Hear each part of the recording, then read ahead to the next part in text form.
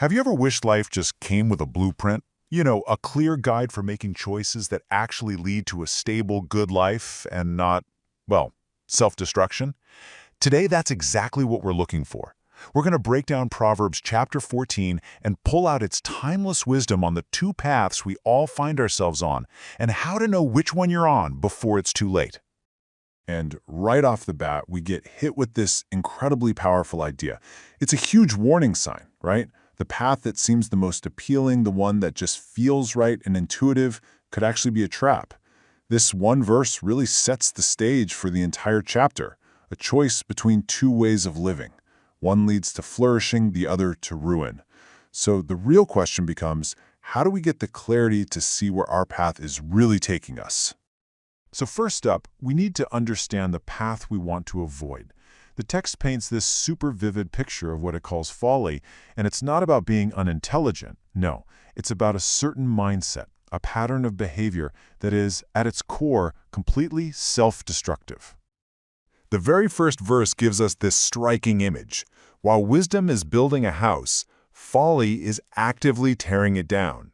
But here's the kicker, the part that really matters. It says with her own hands. So according to this, the source of destruction isn't some outside force like bad luck or your enemies. It's internal. Folly is self-sabotage, plain and simple. And how does this self-sabotage usually show up? Well, a lot of the time, it's through our words. Verse 3 talks about how the proud speech of a fool brings a rod to his own back. It's this idea that being arrogant and talking recklessly doesn't just tick other people off. It literally creates the weapon that brings about your own downfall. Your words end up pointed right back at you.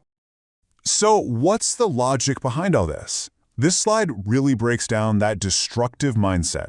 It all starts with a total lack of discernment. You just believe every single word you hear, no questions asked. That gullibility leads directly to being careless and reckless, just charging ahead without thinking about the consequences. And third, and this is a big one, there's a complete unwillingness to own up to mistakes. They actually mock the idea of making things right, which just seals their own destructive fate. And this brings us to the really tragic end of this path. Even hard work, even putting in the effort, is ultimately just a waste of time.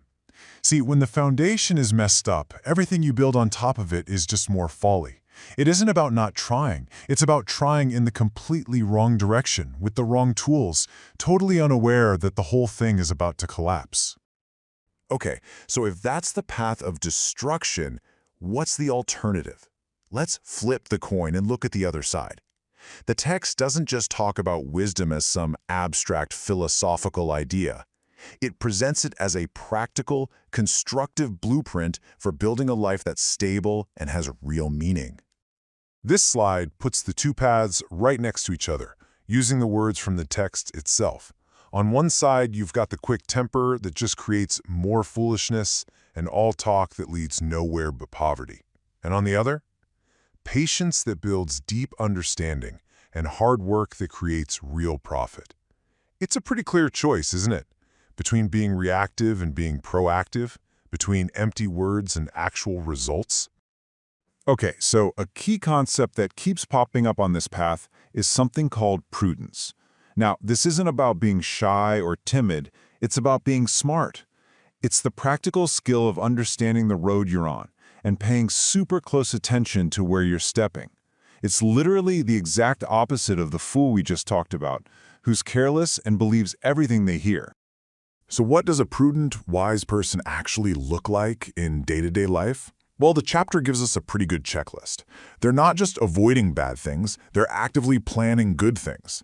They're defined by their choices, kindness, honesty, and it all comes from this place of inner peace, what the text calls a tranquil heart. And that, right there, is the foundation for this whole way of life.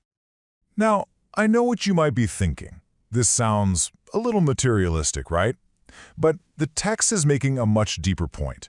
The wealth here isn't just about cash. It's the natural result of living a good life. It stands for stability, security, and having the resources that come from making smart decisions over and over again. Wisdom isn't just some virtue. It's a real, practical advantage that pays off in tangible ways. All right, So we've looked at the two paths and the two different mindsets. But let's get to the bottom line. Where do they actually end up? The text is crystal clear about the consequences, and it sets up this stark contrast between the final destinations, ruin versus refuge. This is one of the most powerful metaphors in the whole chapter. I mean, look at that contrast. The wicked build a house. It sounds permanent, strong, right? But it gets destroyed. The upright, though, they have a tent, which sounds temporary, maybe even a little flimsy, but it flourishes. The point is so powerful. What things look like on the outside can be totally deceiving. Real stability comes from the character of the person building, not the materials they use. And this slide just lays it all out nice and simple. It's the core logic of these two life stories. The wicked path is built on a foundation of sin and deceit, and its inevitable outcome is destruction. The righteous path, which the text says is grounded in a fear of the Lord, that path leads to a place of refuge and security. And not just for them, but for their kids, too. Two totally different foundations, two vastly different legacies. So, what are the actual building blocks of this secure life? We can think of them as these pillars of security. The first one, fear of the Lord, because it's the very source of everything. The next pillar is patient understanding, which creates a calm foundation to build on. And finally, you've got truthful speech, described as a way to save lives because of its power to build trust and avoid disaster. These aren't just nice ideas, they're the actual support beams of a life that thrives. Okay, we've talked a lot about actions and consequences, what you do and what happens because of it. But the text pushes us to go even deeper. It argues that the choice between these two paths doesn't really start with our hands or our mouths. It starts with our inner compass, the heart.